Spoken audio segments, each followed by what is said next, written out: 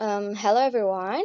Hope you're all doing great today. I'm Hanifus Witali with two of my friends, Nasya Hanifa and Angesti Setiawan.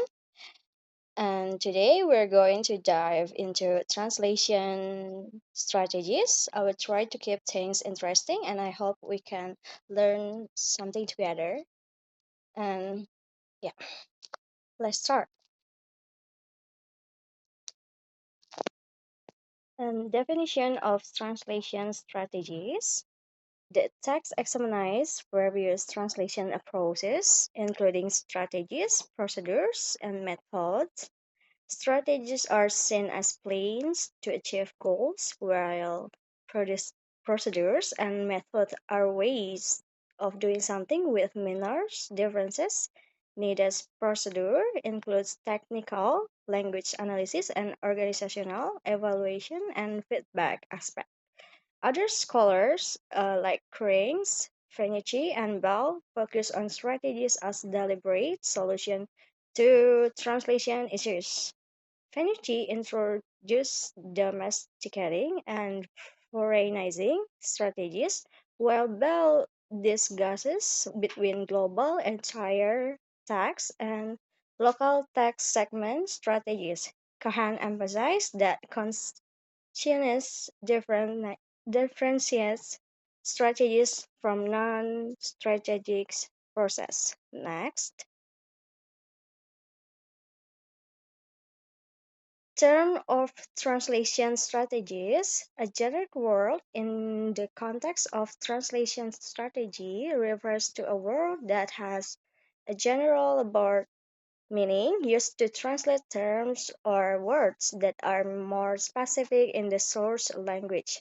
In translation, the use of this generic word is useful when the original word does not have an exact or equivalent counterpart in the target language, so the translator uses a more general word that still fits the context. For example, the word "book" as a generic word can be used to translate specific terms such as novel, encyclopedia, or comic in certain situations when the specific equivalents are not available. Next, a generic word with form. Here are some generic words that can be combined with form: transform, reform, confirm, inform, perform, unform, deform, and reformulate. The text discusses three translation strategies involving the use of generic words. 1. Generic words with function refers to general terms describing action or activities without specifying a particular verb or noun. Translator Translator may need to adjust for cultural context to accurately convey the meaning in the target language. 2. A generic word with both form and function. In this strategy, a generic word retains both the form and function of the original word, ensuring that it fits similarly in the sentence, such as using food for a specific type of dish. And 3, a generic word with comparison combines a generic word with a comparative element to clarify a specific terms, often using familiar concept in the target culture. For example, translating an exotic food as a type of cake similar to brownies help the reader understand the concept. Okay, now I will hand it over to my friend. Next, Angesti Diayu.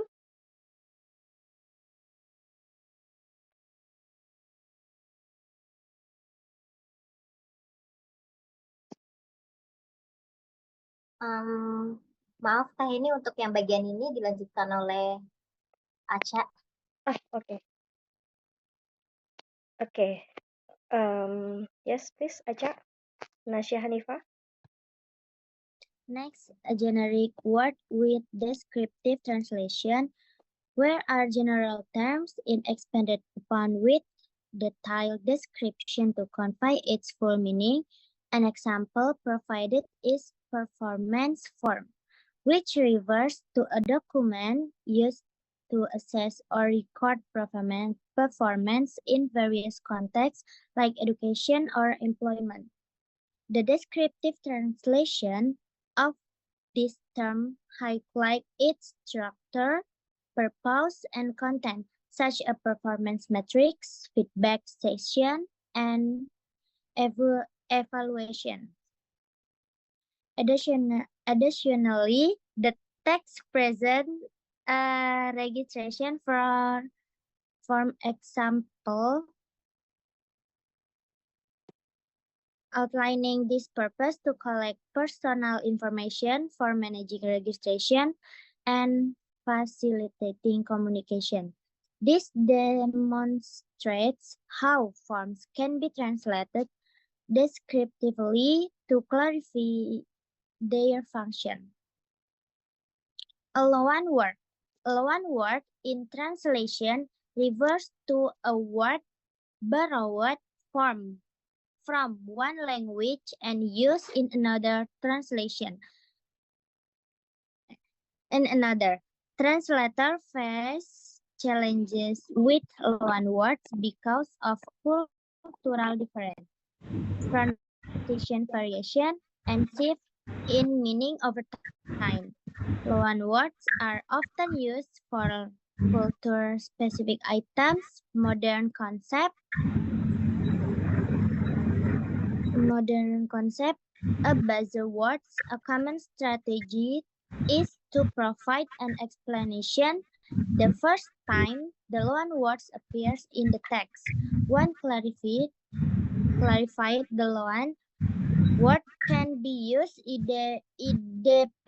independently throughout the text without needing further elaboration, allowing the reader to understand it without distraction. Loanword with form. Loanword with form refer to borrowed terms from one language that undergo changes in their structure, such as pronunciation, spelling, or grammar, to fit the linguistic rules of the target language. These changes can occur at the phonological, morphological, or syntactic levels. For example, phonological changes, the English word cafe borrowed from French is pronounced differently in English than in French. In Spanish, coach borrowed from the English word coach. Adapt the ch sound to fit Spanish phonology.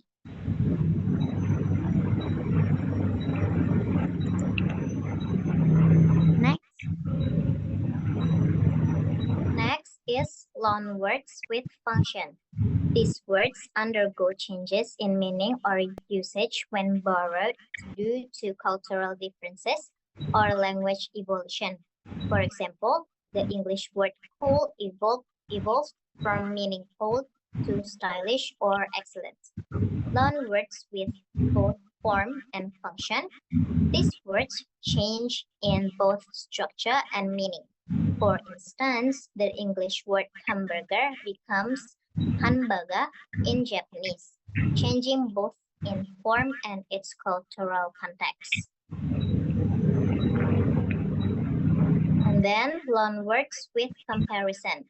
Borrowed words are compared to familiar concepts in the target language. For example, supermarket contrasts implicitly with smaller stores. Loanwords with classifiers. This involves the use of classifiers in languages like Japanese, such as iPhone, futatsu no iPhone, two iPhones, where classifies divine the nouns category. Loanwords with repetition, couplets, triplets, and etc. Borrowed terms are grouped in repeated patterns like stop, drop, and roll, translated as a triplet in Spanish, detente, tírate, al suelo, yereda. And then loan words with synonyms. Borrowed words may have equivalents in the target language with slight differences such as supermarket in English and supermarché in French. Loan words with no modification, some borrowed words retain their original form and meaning, like pizza or computer, used across multiple languages without change. Loan words with synonym plus reference. These involve additional explanations to clarify meaning, such as the Japanese smartphone referring to smartphones. And here are the conclusion. So the translation strategies are essential for effectively conveying meaning and cultural nuances between languages. By understanding and applying various strategies, translators can ensure that their work is accurate, culturally appropriate, and faithful to the original text. And then that's it for our presentation for the material about the translation strategies. Okay, thank you for watching our presentation. We are from class X 5D. And last, wassalamualaikum warahmatullahi wabarakatuh.